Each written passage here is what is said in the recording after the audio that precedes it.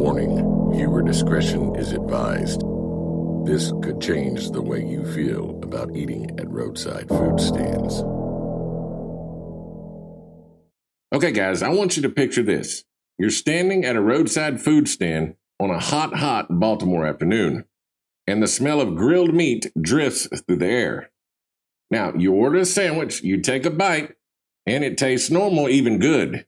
But what if you found out later on that it wasn't pork and it wasn't beef? It was something else entirely.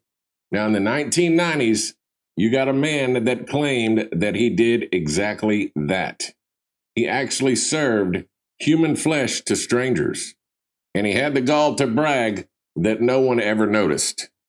His name was Joe Metheny, and tonight we're sinking our teeth into the horrifying story of the man that history remembers as the Cannibal Killer.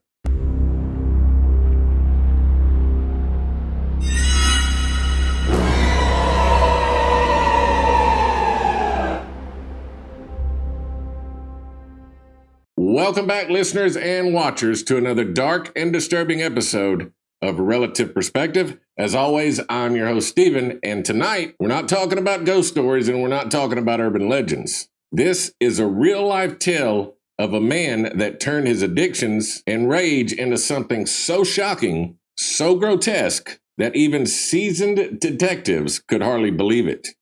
And also, you definitely want to stick around to the end, because I have another submitted listener paranormal confession that will actually make you think twice about going outside after hearing a noise in your backyard at night. Now, before we start talking about those damn sandwiches, if you're into the paranormal, the true crime, and the downright creepy, you are in the right place, because that's all we do here. So go ahead and hit the subscribe button, hit the like button, and ring that little bell down on the side so you don't miss a weekly upload. Now, I'm pushing for 1,000 subscribers in the next few months, and honestly, guys, I can't do it without you. And to those that's already on board, guys, you don't know how much that means to me. I deeply appreciate it. And if you've got a paranormal story of your own, go ahead and drop it down in the comments below, or you can email it to me at relativeperspective76@gmail.com. I'd love to hear your story, and who knows, maybe you'll hear it in a future episode. Now, here's why you want to stick around to the very end. I've never actually even heard of this guy before. My son, Wesley, actually gave me the idea of doing this episode. And after looking this dude up and realizing everything that he did, I knew that this one was going to be crazy. Because with Joe Metheny, the question isn't how many people that he actually killed, it's what this maniac did with their bodies afterwards. Now, I know you've heard of Jeffrey Dahmer and the sick things that he did. Well, if the stories are true, this dude actually went a couple of evil steps further. Joe Metheny was an actual true-life Hannibal Lecter, without the brains and looks, of course. Some of his confessions were so outrageous and so twisted that police weren't sure if he was lying just to terrify the world or if he was actually telling the truth. So tonight, we're going to trace his story from his childhood neglect to his first murders, and also to the shocking confessions that gave him the name, the Cannibal Killer. And by the time that we're done, you are going to be asking yourself, did Joe Metheny really serve human meat to unsuspected strangers, or was it all a sick game?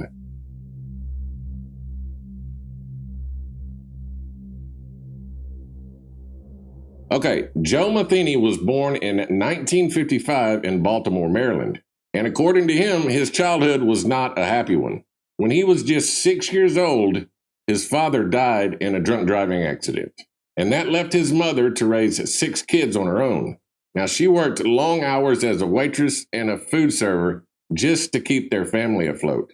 And Joe later claimed that his childhood was nothing short of miserable, that he was neglected, abandoned, and often left hungry and unsupervised. Now, his mother actually pushed back against his stories, insisting that she did everything that she could to care for them. She worked, she kept them out of welfare. I mean, she busted her ass to take care of these 6 kids. But no matter which version is closer to the truth, Joe clearly grew up feeling unwanted. Now, by the time that Joe was a teenager, he had already started drifting.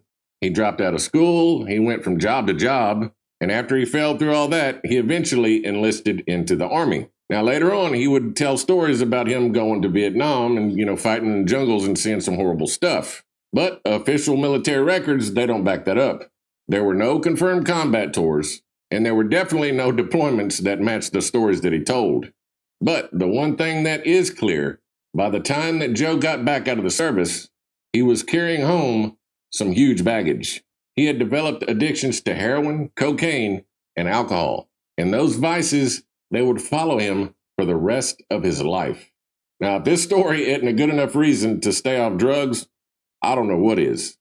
Now, after he got out of the military, he still couldn't hold down a good job by smoking crack and heroin and drinking. So he spent most of his time in homeless camps in Baltimore.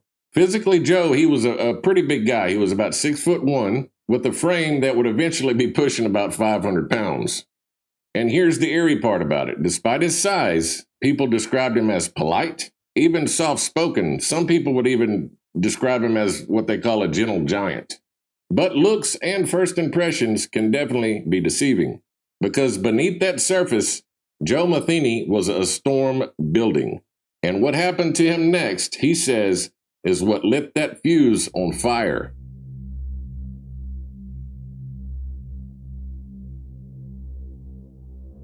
Okay, Joe found love in one of those homeless encampments. I'm going to call it crackhead love connection. Anyways, he ended up having a kid with this lady.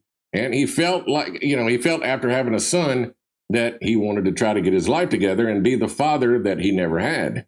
Now, after that, Joe finally found a job that he enjoyed. He went and got a CDL and he started driving a truck. And the company that he worked for was a pallet company. It was called Joe Stein and Sons. After he worked a long night driving his big truck, to Joe's surprise, he comes home to an empty house. His girlfriend literally cleaned him out. She took everything. He was expecting to come home and play with his then 6-year-old son, but his son was nowhere to be found, and that threw Joe into a spiral of madness. Now, he realized that his longtime girlfriend and a new dude took off with all of his belongings, but he only cared about his son being taken because that was Joe's whole life. Now, Joe quit his job and he fell right back into his old life of drinking and getting stoned. He lost his home and he ended up right back where he started, on the streets. Now, luckily, the police found Joe's ex and her new crackhead boyfriend before he did, but they also took Joe's son and they put him in foster care. Now, Joe definitely had clarity enough to know that there was not a judge in the world that would let him have his son back while he was doing what he was doing. And instead of cleaning up his act like any normal person would try to do, Joe spiraled even deeper into drugs and alcohol. Now, during this time, Joe actually went out looking for his girlfriend and that guy that she left with. He had a good idea where they might be going. He figured that she would be staying in one of those homeless encampments scattered under some of Baltimore's bridges. And it seemed that these guys were always one step ahead of Joe, because every time that he got information as to where they were staying, once he got there, they were gone again. And that only made Joe even more angry. And finally, one night, he snapped.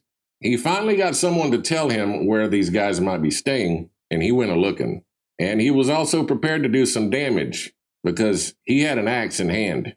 Now, instead of finding her and that guy, he ended up running into 2 guys living under that bridge by the name of Randall Brewer and Randy Piker. Now, Joe actually believed that these 2 guys knew where his ex-girlfriend was, but they refused to tell him. And that was a huge mistake on their part, because in his drug-fueled rage, Joe snapped. That night, Joe murdered them with the blunt edge of that axe that he was carrying. He actually let out all that fury and rage on these 2 guys. But that wasn't enough for Joe. His rampage, it didn't stop there. He later admitted that he lured 2 other sex workers to that same area. He thought that these 2 women could help him find where his ex-girlfriend and that guy was hiding, and when they couldn't tell him anything, once again, he killed them. And when he was questioned by the police, he actually bragged about dismembering their bodies. Now, while he was trying to dispose of these 2 women, Joe claimed that there was a black guy fishing on the bank of this river. And as Joe was walking over there with the bodies, the guy looked at him, and I guess Joe felt like he had no choice. He ended up killing this guy with a steel pipe. Now, after he did that, he weighed down all 3 bodies and he threw them in that river. Now, when the detectives asked Joe why he did it, he didn't hesitate. This is what he said. The only thing that I feel bad about in any of this is I didn't get to murder those two motherfuckers I was really after. Sorry about the language. That's just something he said. Of course, he was talking about his girlfriend and that dude. Now, here's the thing. The police could never fully prove these murders at the time. It not only took them 3 weeks to discover these bodies, in another crazy turn of events, there was another homeless man by the name of Larry Amos. He found the axe that Joe used to murder those two guys and those ladies and used it himself to kill somebody else. Now that's just crazy if you ask me. But Joe told the story like he was proud of it. Almost as though the act itself, it wasn't enough for Joe. He wanted the world to know exactly what he did. Now, here's the crazy part. Joe was actually arrested for those murders, but the prosecution had to let him go after 18 months. Forget this, lack of evidence. Now, how insane is that? The guy admitted to the murders, and they still let him back on the streets because of some damn judicial loopholes. So yeah, Joe was released back on the streets. Now, if that sounds horrifying, this is where his story takes a darker, almost unbelievable turn, and yes, it gets worse.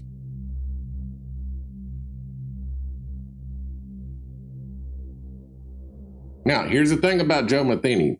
Those 5 people that he murdered, they weren't his first victims. Before he lost his son in July of 1994, Joe Metheny picked up a woman by the name of Catherine Magaziner, a 39-year-old woman working the streets of Baltimore. Catherine, she wasn't some nameless figure. She was a mother and a woman who had struggled with drugs and found herself on hard times, like so many women who crossed Joe's path. Now, Joe knew how to work these women. He lured Catherine back to his trailer with promises of drugs and money. Now, once inside, they had sex, he got her high, and once that he felt that she was ready, he strangled her to death with an extension cord. Cold, methodical, and no remorse at all.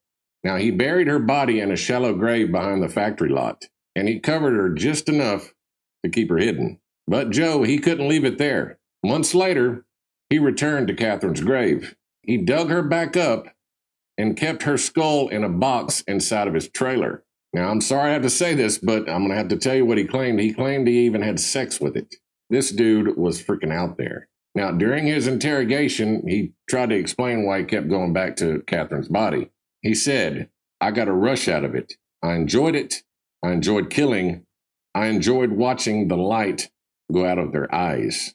Now, when detectives later searched the site, based on Joe's own confession, they actually found Catherine's remains.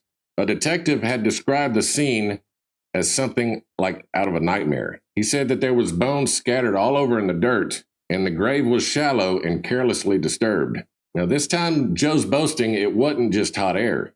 The evidence, it was undeniable. Catherine's life had been taken, and Joe's own actions had left behind the proof. And one of the scariest parts about this is, she may not have been the only woman buried there. Joe hinted that there were others, women that no one even knew were missing. And according to Joe, he used those bodies for something so unthinkable, even the detectives had a hard time stomaching his confession.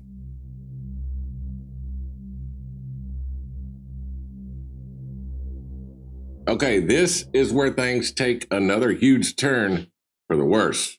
In mid-November of 1996, Joe went on the prowl once again. That's when he ran into another unsuspecting woman by the name of Kimberly Spicer. She was just 24 years old. She was another woman down on her luck and supporting her drug addiction by working the streets. And again, Joe knew exactly how to lure her into his den of horrors. All it took was him to offer her some drugs and money, and she accepted. Once they got back to Joe's trailer, that's when the nightmare started for Kimberly. He stabbed this poor girl over 20 times in the face and neck. And here's the sick part. He claimed to actually have sex with her body, and he did some other things that are just way too gross for me to mention on here. Let's just say that there was a beer bottle involved. Knowing Joe, I'm sure you can fill in the rest. Now, also during this same time, according to Joe, this is when he had his grand idea. he decided to open up a barbecue roadside stand. And I'm sure you know where I'm going with this shit too, right? After admitting to killing even more women, Joe would then dismember their body, strip the meat from their bones. He then mixed it with some pork and beef, and then he began selling this stuff to unsuspecting customers. And he claimed that nobody ever knew the difference. Now, when the police asked him about his sandwich stand, this is what he said. I opened up a little open pit barbecue stand. I had real roast beef and pork sandwiches. They were very good. The human body taste was very similar to pork. If you mix it together, no one can tell the difference. Every so often, he would run out of human meat, so you know what that means. He had to go hunting again. He lured other unsuspecting sex workers back to that same trailer from hell. Then he killed them, he dismembered them, and he dumped their remains pretty much all over the city. He actually claimed that he butchered more than 10 more victims. Then he ground their flesh, he mixed it again with the pork and the beef, and he sold it out of that same makeshift sandwich cart. He said, my hamburgers were very popular. No one ever complained, and they never knew the difference. Now, I want you to think about that for a second. You got strangers stopping for a sandwich and biting into it without ever knowing what they really might be eating. Now, here's the thing. Police actually never found any physical evidence to back this up. They found no human remains in the grinder, and they found no samples of tainted meat. You had some of the investigators that claimed that it was just Joe trying to shock the world, and that he was trying to make himself out to be more monstrous than what he really was. But the claim stuck, and it gave him the name that would haunt his legacy for the rest of his life, the Cannibal Killer. Okay, here's my thoughts, and you can take them however you want. But this dude was freaking insane. I know the police, they couldn't find any evidence of what he claimed to have done, but to me, that don't mean shit. He already killed at least 5 people at this time that we actually know of. Now, you have to ask yourself, how difficult is it to believe that Joe would go this far as to do something like that? If you want my opinion, I think he did it. I'll tell you what, I want you to let me know in the comments below. What do you think? Did he serve human remains to people, or do you think he was just lying to make himself look more evil than what he already was?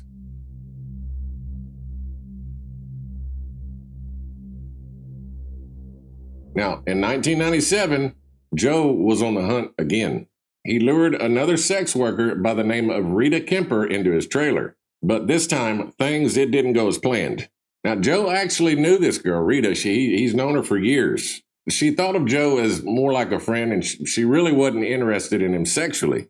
But, of course, she just figured that they could just hang out and get high together. But that wasn't Joe's plan at all. Joe, he tried to trap her and threaten to kill her, but Rita, she fought back. He hit her numerous times on the head, but she wouldn't go down. Finally, he used his body weight to get her down on the ground, and he began laughing in her face, and he told her, I'm going to kill you and bury you in the woods with the other girls. Rita then knew she was in trouble. She begged for her life.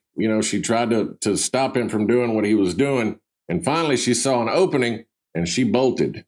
Half naked and terrified, she sprinted into the cold Baltimore night. She ran across a busy road, and she waved down a truck driver coming through there. She stopped him, and he basically saved her life. Now, for some reason, Rita, she didn't go to the police right away. Now, I'm assuming that since she was a sex worker, she probably figured that the police, they wouldn't believe her. In the meantime, Joe became very, very paranoid that Rita would bring the police back to his doorstep. And that's when he decided to try to gather up all the stuff that he'd gathered from all these women that he murdered, and he tried to hide the evidence.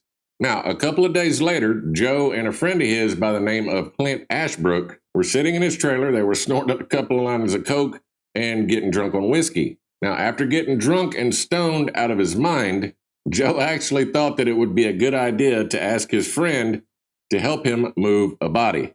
Now, Clint actually thought that Joe was pranking him, so he took him up on his offer, and he started following Joe back in the woods where he hid all these bodies. The moment that Clint realized that Joe was not joking was when he saw Joe moving some trash bags and kicking some leaves over, and that's when Clint saw it. The dead body of Kimberly Spicer.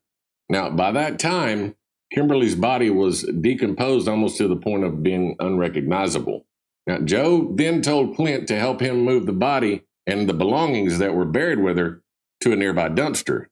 Now, as you can imagine, Clint was terrified at this point, and the only thing that he could think to do was to tell Joe that he couldn't help him right now, that he'd try to come back later and help him.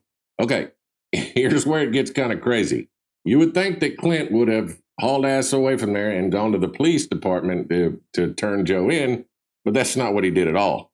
He actually went and bought some more coke. He brought it back to Joe's house, and they partied with it for the rest of the night. This is your brain on drugs, kids. Now, instead of going to the police the next morning, Clint decided to go tell his bosses, which owned the pallet. It was a father and son team that owned that pallet company that Joe was working for. He wanted to tell them what he saw. Well, I guess the son didn't believe what Clint was saying, so he waited for Joe to step away from his trailer and leave, and he decided to go check for himself. And that's when he found the body of Kimberly Spicer hidden under Joe's trailer. And that was the beginning of the end for the so-called Cannibal Killer.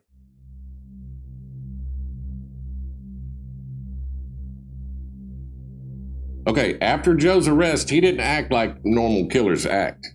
There was no denial, no begging for mercy. If anything, he kind of seemed relieved for being caught. It's like he wanted to be caught.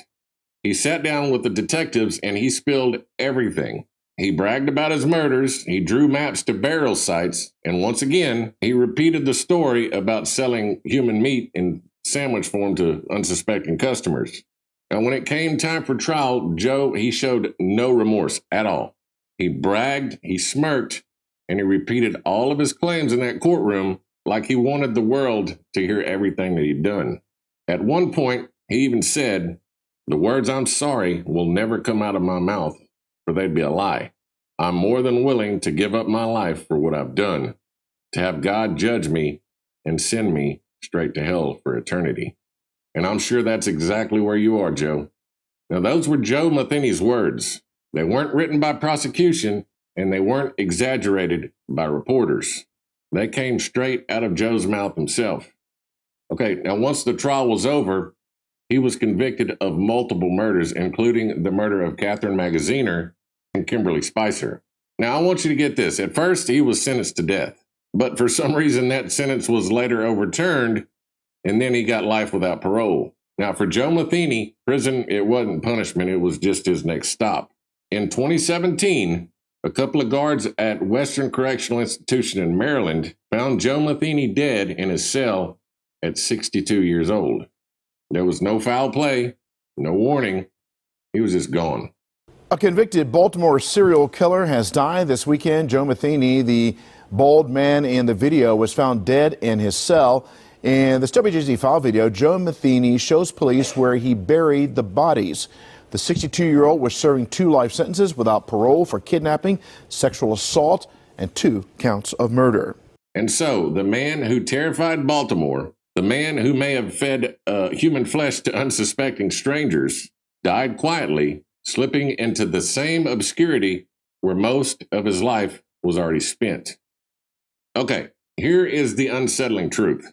Police never could prove that Joe Metheny had sold human flesh, but they could never disprove it either. And maybe that's the most terrifying part of this story, that a man could commit murders that are so brutal and then convince the world that he made us all complicit.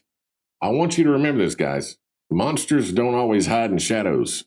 Sometimes they're smiling politely, handing you a sandwich, and asking if you want some more sauce.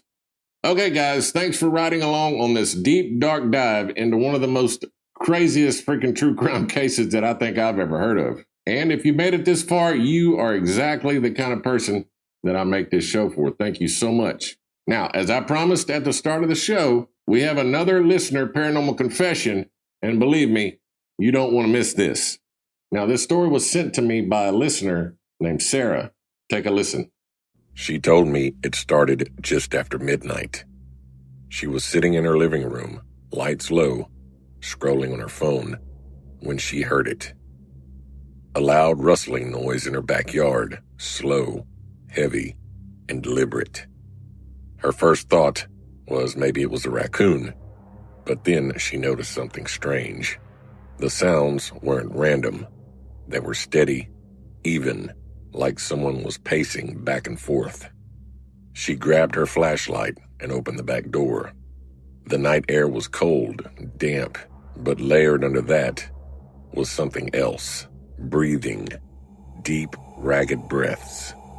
She stepped into the yard, sweeping the light across the fence line. Nothing. It was empty.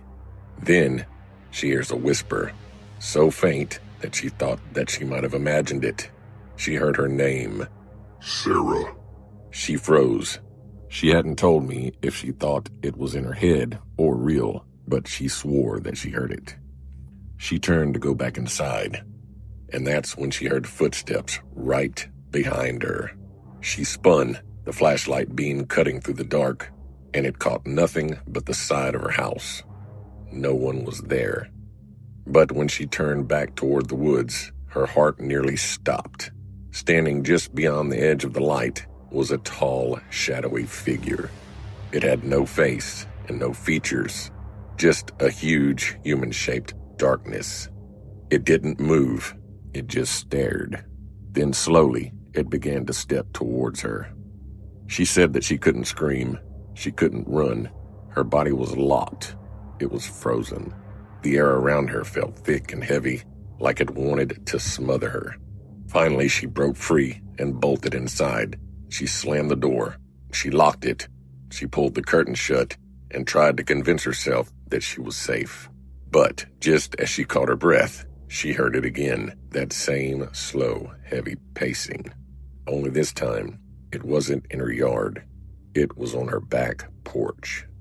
The handle on her back door jiggled, just once, then silence. When she finally looked outside again, the yard was empty, and the figure was gone. She called 911 and reported what she had heard and saw to the police. They sent 2 officers to see what was going on, but they acted like she was crazy. She said that I told them everything that had happened, but you could tell by the look on their faces that they thought I was making it up. They made a quick sweep of the property and told her that they didn't see any sign of an intruder. They said, just lock all of your doors and windows, ma'am, and to call back if she hears anything else tonight. She didn't sleep a wink that night for fear of whatever that was coming back. The next morning, she decided to check her backyard again to see if the police missed anything, and they did. She found huge footprints leading from the tree line, heading straight toward her back door, but there were none leading back towards that tree line. As she turned to go back inside, she noticed there was one more set of prints pressed right against the bottom of that back door. Like whatever it was had been standing there, watching her and waiting. She decided to buy a dog after this happened. She hasn't seen or heard from this thing again, but ever so often, she catches her dog staring at the same spot where she saw that dark figure, like it senses something that isn't there. Okay, guys, I hope you liked it. And Sarah, I want to thank you so very much for trusting me with your story. Again, I want to thank you guys for hanging out with me tonight. You've been watching Relative Perspective. And as always, I'm your host, Steven. Don't forget to hit the subscribe button, the like button, share this episode with some friends that you think might like this story, and hit that little notification bell so you don't miss out on a weekly upload. And if you got a story of your own, go ahead and drop it down in the comments below, or you can email it to me at relativeperspective76@gmail.com, and you might just hear it on a future episode, just like the one you just heard from Sarah.